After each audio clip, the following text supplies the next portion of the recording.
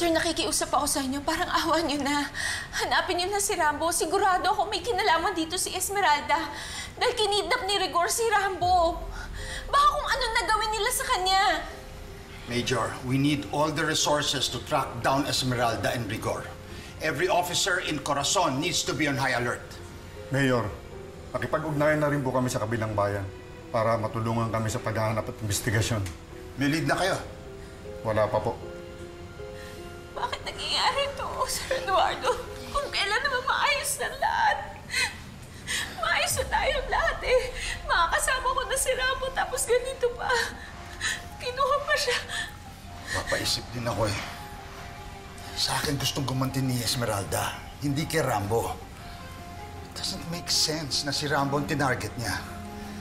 Why would she go after him?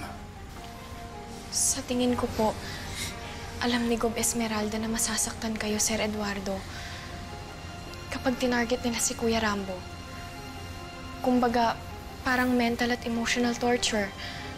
Kasi parang apo niyo na rin po si Kuya Rambo, di ba?